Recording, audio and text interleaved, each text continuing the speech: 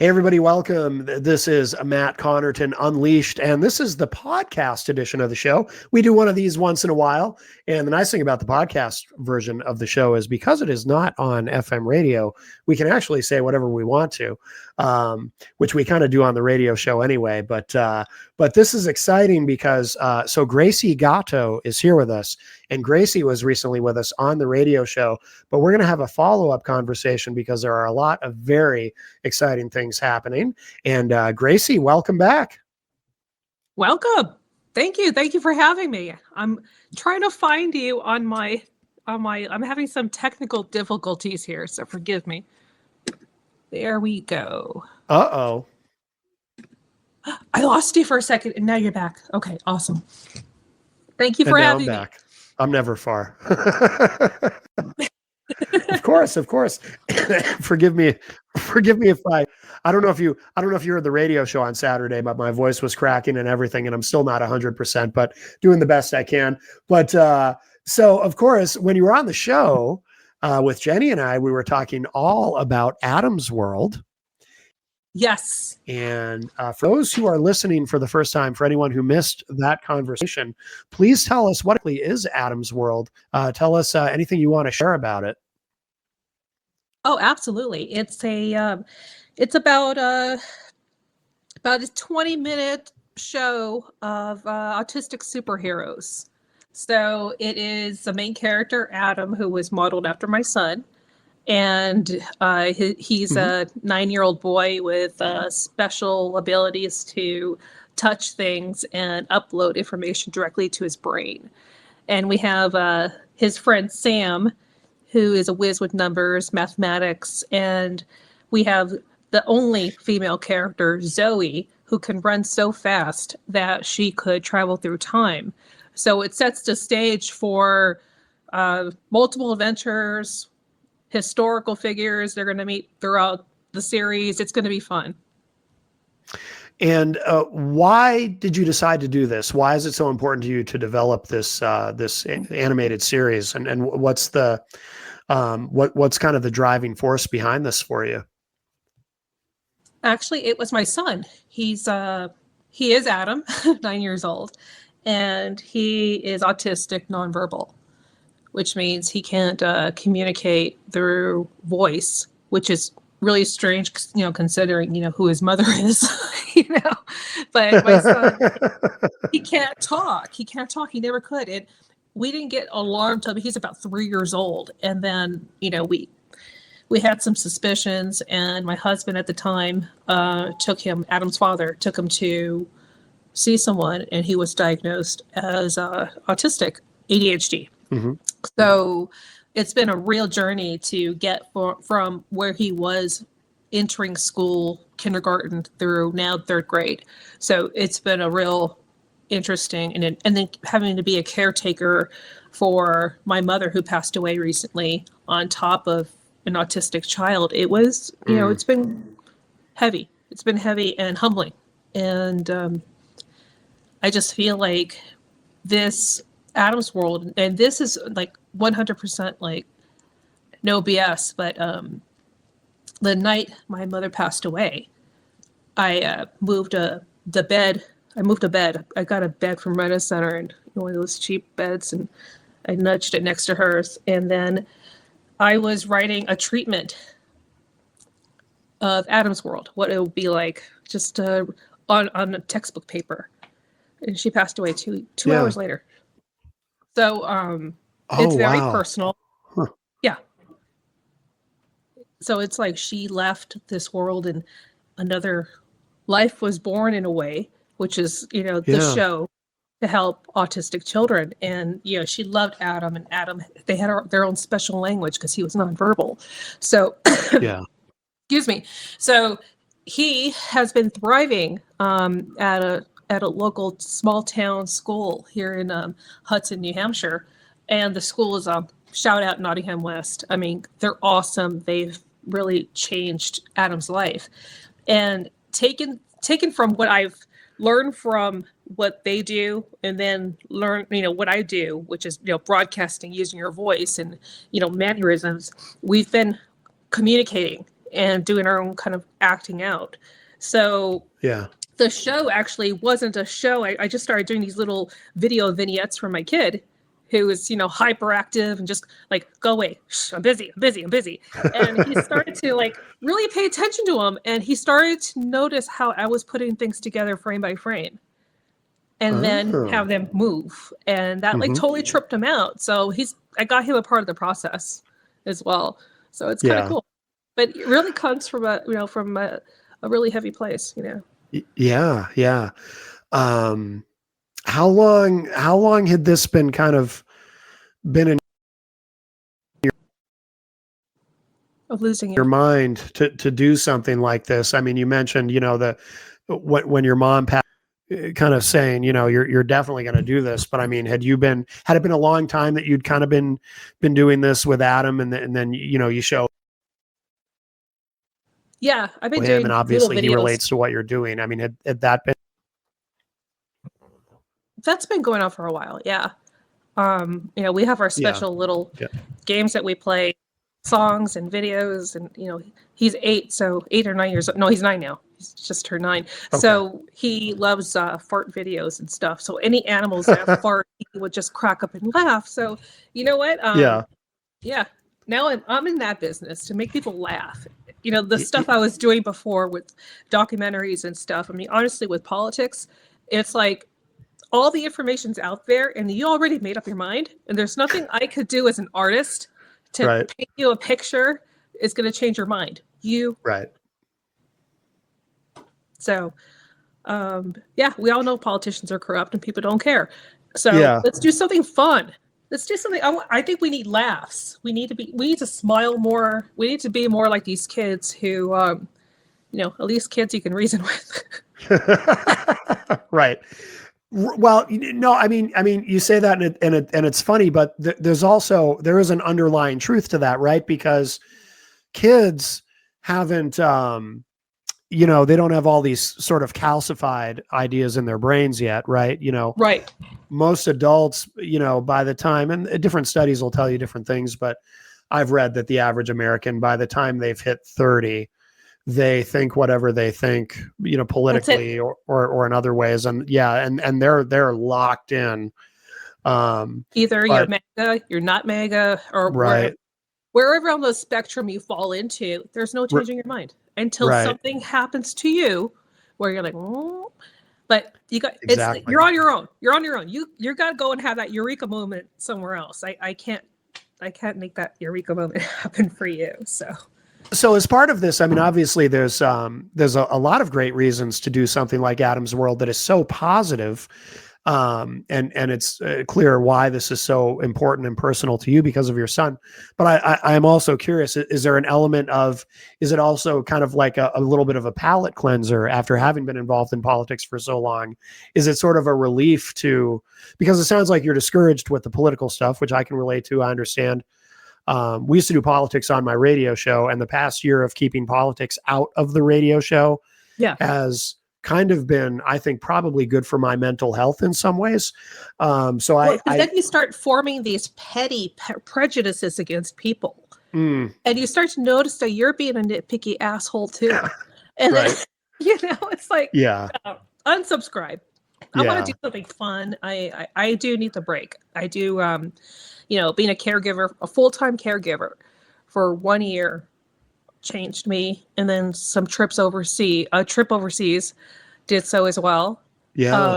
Different perspective where, should I just say it?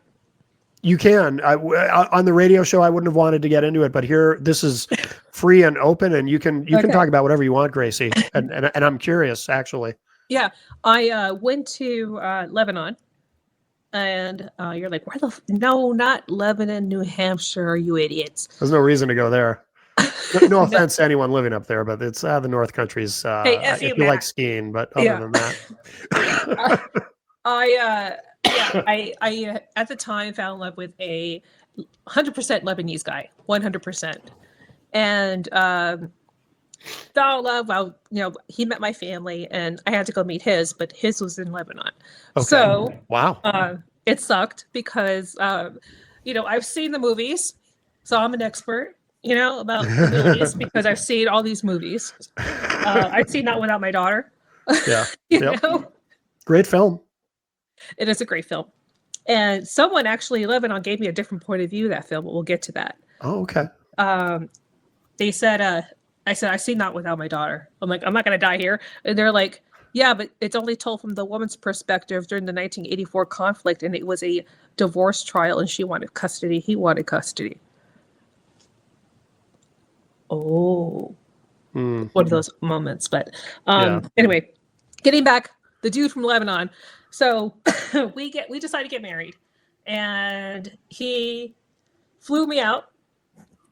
And I'm thinking the most horrible, rotten things. And I could relate to X and, when they say about certain things about certain cultures. And I highly suggest, if you're an American, to please leave the country just for a week or two, every once in a while, to kind of get a taste of different cultures. Because I was outside my comfort zone. Yeah. When I arrived at Beirut Airport, literally someone got kidnapped. Wow. And I was like, oh my God, I'm freaking out. Like upon landing, the first story I get on my phone was someone was kidnapped in Lebanon, Beirut, right? The terminal, like right there. Oh my God. Wow. Yes. Wow. That's too close for comfort, huh? Yeah. Jeez. And then I asked a Lebanese police officer about it. American. Yes, American. Like, is it safe? Where do I go? And they're like, oh, you're talking about that kidnapping. I'm like, oh boy. They said, don't worry about it. I'm like, well, I'm an American. And they said, yeah, that guy was no good. He did some bad dealings with, they don't put that in the paper. So he did some bad dealings with this and that. He's like, don't worry about it. You're fine. Go. And then I get to my fiance. He picks me up at the airport. To pick me up. Mm-hmm. Hello. And I'm like, you asshole. I'm like, where the hell am I? And I said, someone got kidnapped. So again, with the kidnap story, okay? Yeah. Tells me, oh yeah, don't worry about it. That's some guy who did some bad stuff in the business, and he's on the wrong side, Anyway, let's go have lunch. Let's go have lunch. It's basically the same story the other guy gave me. So he was very nonchalant about it. It sounds. It's like, yeah, it's Beirut. Yeah. Yeah. Okay, so. Wow. I'm literally driving in a. He doesn't. He has like a really low key like old Kia in Lebanon that he keeps there, and he keeps the nice cars overseas. And now I know why. So we went driving, and it looks vaguely familiar because I'm from LA, and you got the palm trees, but post-apocalyptic, Yeah. So I had all these prejudices, and I was just like, wow. And even he was like, what kind of movies do you watch? And he's like, see, this is the West. This is the West. They don't get us. And after meeting everybody at the village and all that other stuff, and talking to real human beings who have had real hardship to the point where the worst of the worst that I think is happening to my life could never, ever equate to what's happening over there. Yeah. So mind you, I left about 2 months before the war started. So that was really close. Yeah, no kidding. I didn't want to come back, but it was a real spiritual trip. Anybody who is of Lebanese descent, go back home. They need you.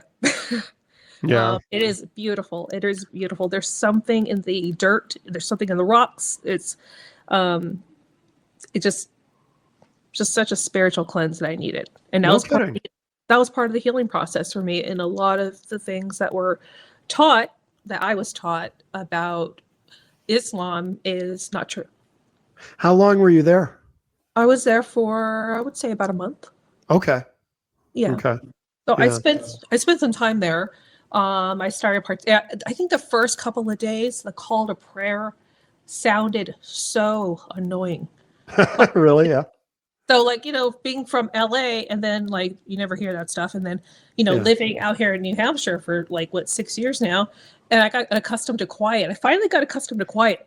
Yeah. It took a while. Yeah. So now I got call to prayer 6 times a day. And the first 3 days were like, let me sleep, you know, because the time travel, I mean, it really does feel like, I felt like an astronaut that arrived to another planet. I mean, that's really what it felt like.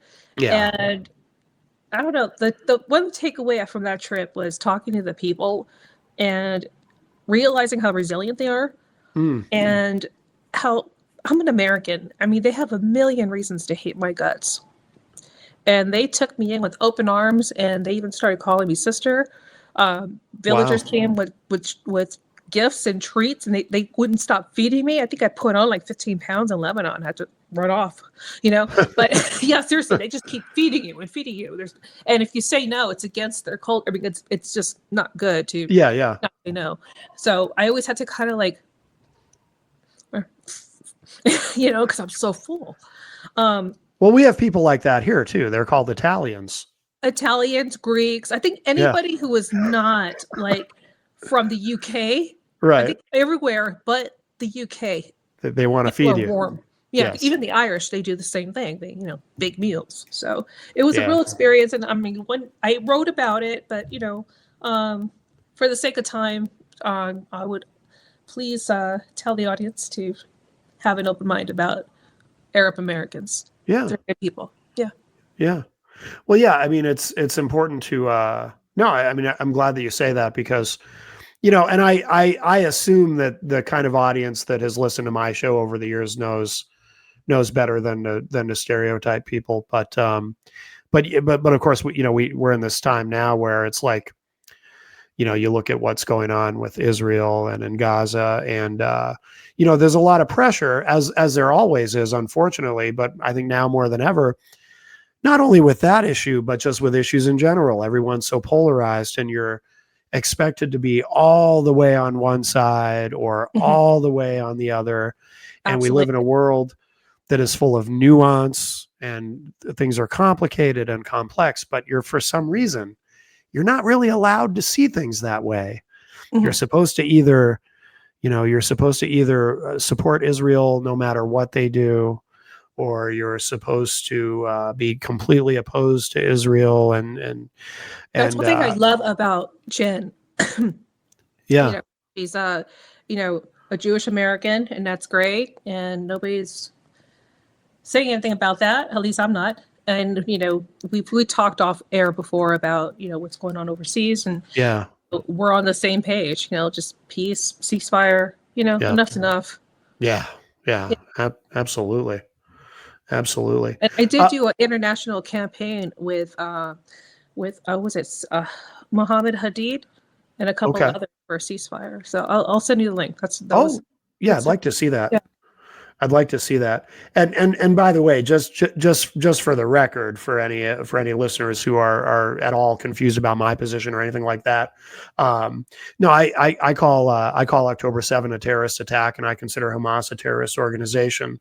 But I also am deeply concerned about you know, just going in and wiping out everybody in Gaza over it, which from my vantage point appears to be what's happening. And I oppose terrorism, and I oppose genocide, and I don't think that those are in any way a contradiction. I think you can oppose both terrorism and genocide. But again, Absolutely. unfortunately, for some Absolutely. reason, what's that?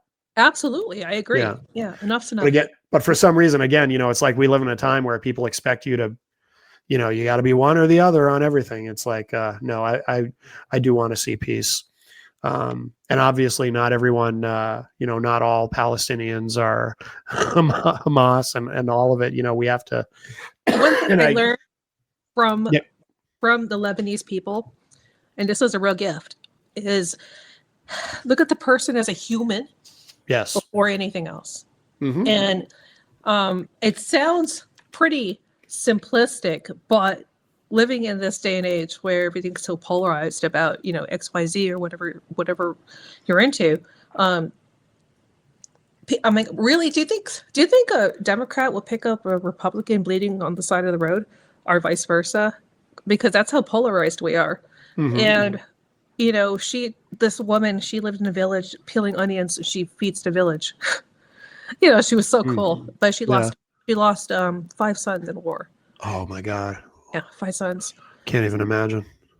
I mean, I'll go ballistic after one. I mean, five. Oh yeah. But I asked her, like, how do you keep going? Like, I can't, I don't have that strength. Like, I know I don't. And she said, believe in the human race. And there's something she said about that that was so, it just connected. I connected with, I got what she was saying. Like, she may not have had the best English, but you're human first. Right.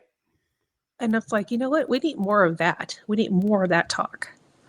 Yeah, absolutely. We need to, because that's something we need to hold on to, is our humanity. No matter what else happens, if once we lose our humanity, and once we stop seeing people as humans, and all life is as valuable, then that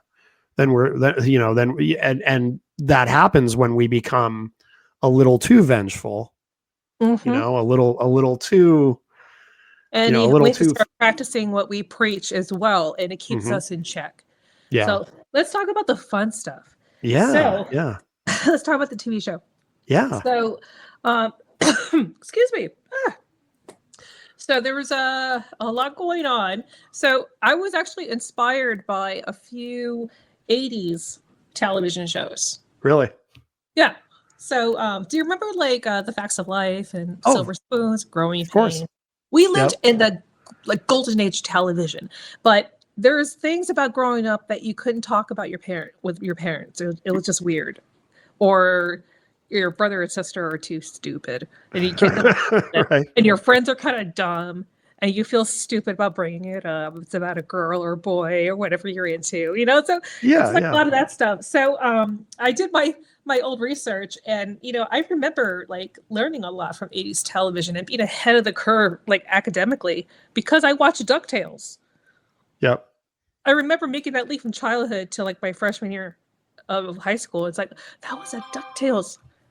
That was that DuckTales episode. I know this one. Everybody thought I was so smart, but I was really remembering a DuckTales episode. Right. Yeah. About ancient Greece. Oh, okay.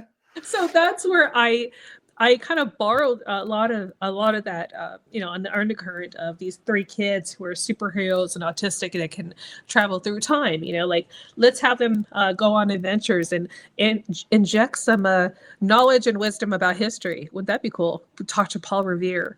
Yeah. And get to see Plymouth Rock before it got really boring, like during the exciting time, not just a rock, Right. Like, what happened around that time with that rock, Yeah. Things like that. So I wanted to make it interactive and stuff that they can remember, and also get into some deep stuff. Like, my mother passed away, getting into, I think I already wrote the episode, Grandma's Gone. Oh, okay. And it's basically an episode on how to deal with loss and death of someone you love closely. And this is something that Adam could not speak through, so he acted out. So if they have a point of reference where they don't want to talk to adults, but they can have a point of reference where they can self-soothe, I want to have that to be available to not just myself, but everybody. So there's that. We're going to go over divorce. One of the characters' kids gets divorced. Well, one of their parents get divorced, and the kid doesn't know how to handle it. Yeah. Or, like, what did I do? Is it me? Was I a bad kid? So we want to address that heavy stuff as well as the cool time travel stuff as well, where they go on adventures. The death, the three major ones, death, moving. We want to get into that too, because two of the kids are new. Okay. New to the school district. Yeah. Yeah. Yeah. So it's death, there's divorce, bad stuff, a lot mixed in with, trying to find the answers to how many teeth a T-Rex has in his mouth. So it'll be quite the adventure. And this is, I'm sorry, Gracie, go ahead.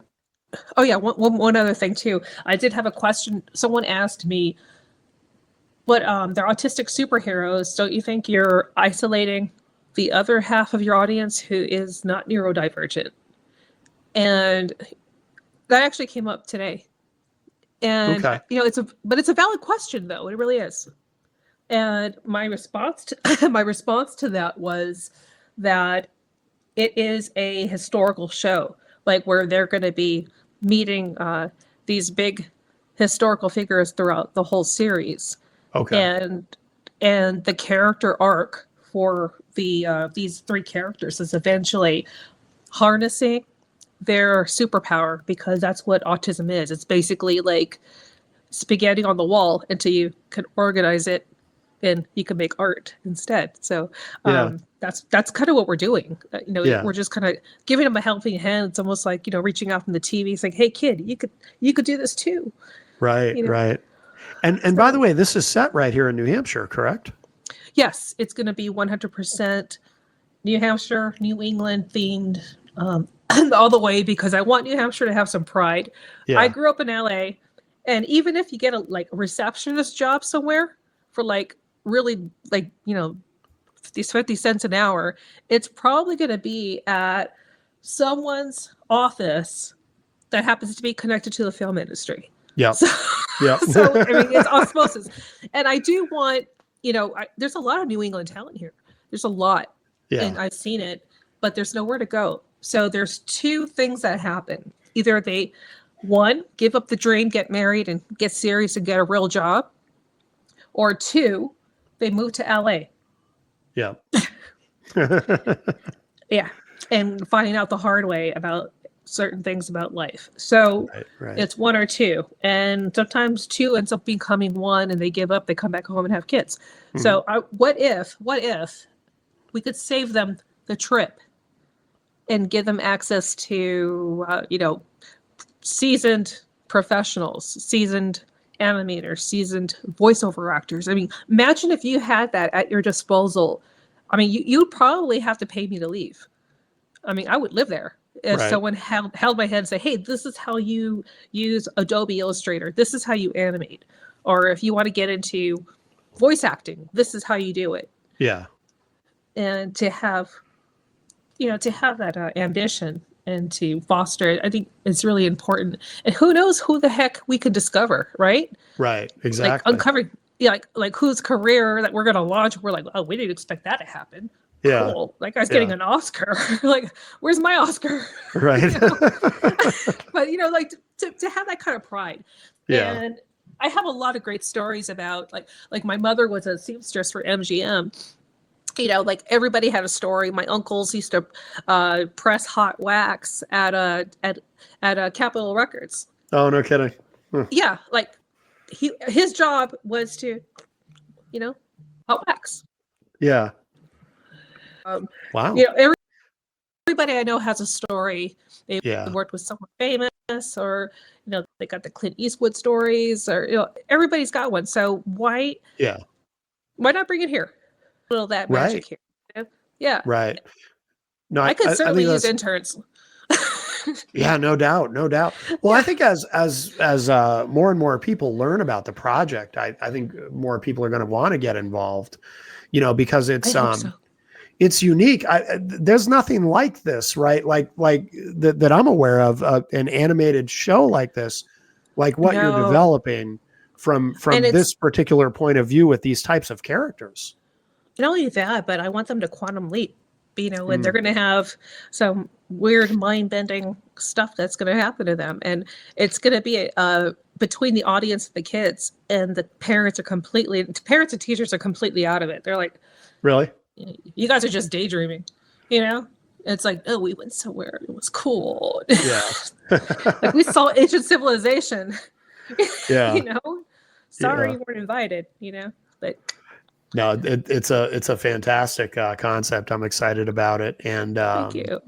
Yeah. And I think it's great that, it's as I always say, we got to shovel as much positive energy out into the world as we can, now more than ever, whatever we can put out into the world that's positive and that I think people will really get something from.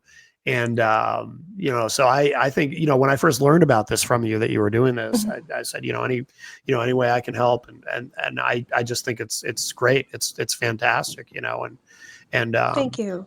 And seeing the images too on the website. So you're also animating this, or you're working with people, or? Well, this is all me right now. Yeah. But I just talked to a friend who gave me the he'll help me out. Excellent. Who has a great resume. He's worked with a lot of big Hollywood productions. So I'm not going to say his name yet. Okay. Okay. Okay, I don't want to because like I'm a little shy about that yet. Yeah. I know he said yes, definitely Okay. he's in, but it just happened. No, I get it. I was still processing. Yeah. Yeah. Yeah. No, So that's cool. but I definitely, it's hard. It's hard to get the pitch out and to have the right ears listening to this. But there isn't anything like this on TV. I did notice when I did my market research for autistic leads in television shows, and you have The Good Doctor, you have a show called Attorney Woo on Netflix. I haven't seen that. And, I have seen The Good Doctor, though. Yeah.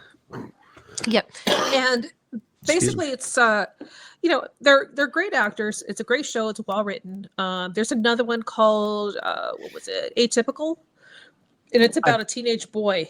Heard of that one? It's about a teenage boy who reaches the age of puberty and starts dating girls, but is awkward. But that's the thing; they're all awkward and kind of robotic. And there's a stereotype, isn't there? There's this autistic stereotype that shows up in entertainment. And not only that, but there's people that are still pretty ignorant to say, "Oh, you don't look autistic." Yeah.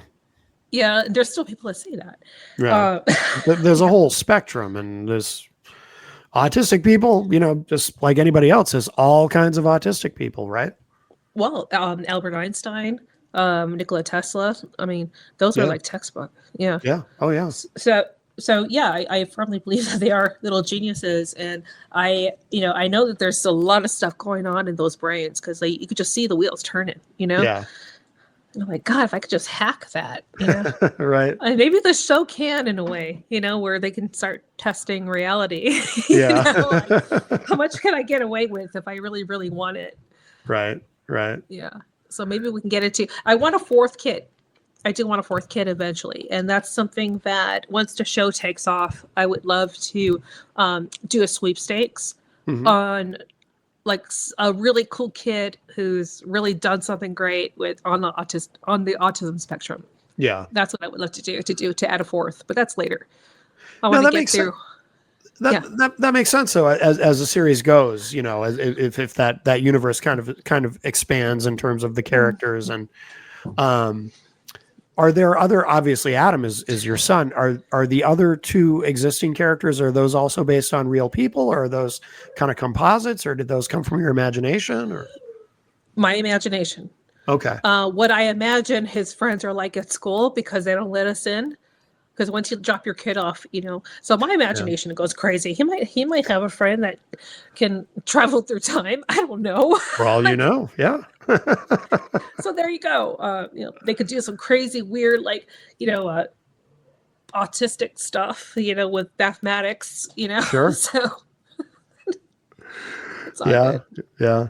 No, that's cool though. What are the? Maybe you said this already. I'm not sure. I may have forgotten. But what are the ages of the?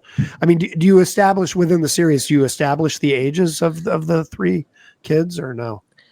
Yeah, 8 to 10. Okay. So I'm looking at that because that's like the honey spot where kids are sweet, but they're starting to get inquisitive and they're about to hit puberty. So that's like the spot where we want to do storylines. Like I was saying about the 1980s sitcoms, like, we had the Facts of Life and stuff, to add some element of that undertones to the show. So if they're presented with a problem, they know how to handle it morally. Okay. If Zoe can time travel, she can steal stuff, right? Would that be good or bad, or, and there's also the ripple effect, things like that. So there's always going to be the moral of the story. So I watched Facts of Life. Oh God, I can't believe I'm admitting this, but I watched the Facts of Life. I'm rewatching everything all over again. Yeah, yeah. And there is they were really, really, really, really good at their morality talk. Like if it's offered to you, what do you do? What will you do? How do you handle that? Yeah. And there's not a lot of that. they just automatically have the girl go through the worst case scenario, and almost in a voyeuristic, sick sort of way. And they don't really handle the inner morality talk as far as like why you should be doing that, and kind of go from there. We don't have that anymore. Yeah. That's interesting. Yeah, I used to watch The Facts of Life when I was a kid. I think I even remember was the theme. You take the good, you take the bad, you take them both, and there you have the facts of life. That's exactly it. Yeah, that's exactly it. It's like, I don't watch it, but I know the theme song by heart. No, it's infectious. It's infectious. Silver Spoons, even Small Wonder had, elements of harm that would come to Vicky the robot. There is a scene where the girls are trying to. So either you're with Small Wonder or you hated Small Wonder. There is no in between Small Wonder people. So I could tell what camp you're in. I never saw a single episode of the show. But I do remember it. I just remember seeing the promos on TV for it, but I never actually saw the series. Well, one of the episodes, Vicky the robot gets offered drugs. Yeah. Only in 1986, man. That must have been a very special Small Wonder. Yeah. Small Wonder, all right, we can go all day about this one. But yeah, I mean, there is another episode of Facts of Life where Natalie gets assaulted, sexually assaulted. Oh, wow. Yeah. Yeah, and that was heavy because it wasn't in a voyeuristic, sick sort of way where they go through all the motions to show you exactly how. Right. The Facts of Life, they give you an idea, and she just had a ripped jacket. Okay. That's it. But that wasn't. You got to hear her side of the story, being scared and afraid and alone. Yeah. Versus having to witness all that again. Yeah. Yeah. So I mean, I want those undertones of these are the things that are going to come at you and how you should handle them. Yeah.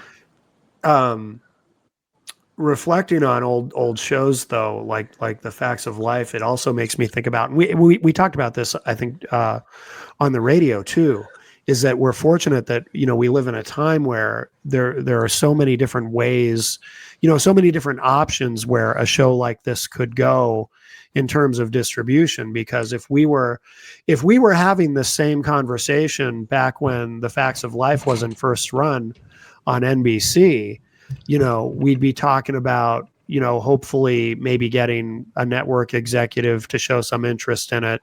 And how do you even do that? And of course, but, maybe of course you being from LA, you might have an in, but it would be a very different conversation in the sense that it would be a much higher hill to climb in a sense, right? Because there were so few options.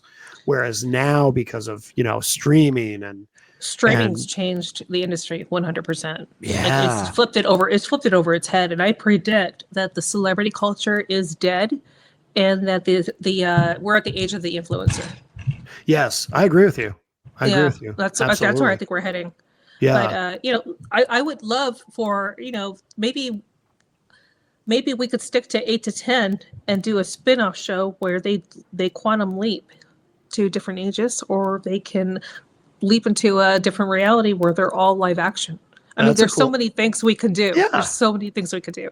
And it's fun. Absolutely. And you have, should we announce that you're going to be the voice? We're going to. Yes. Okay. So since Matt is awesome, Matt is going to be the voice of Sam and Adam. Unless I like Jen's voice more. Well, we'll see. Who knows? You might end up hating my voices and decide you don't want me involved. Hopefully. Well, I'm thinking Jen. Yeah.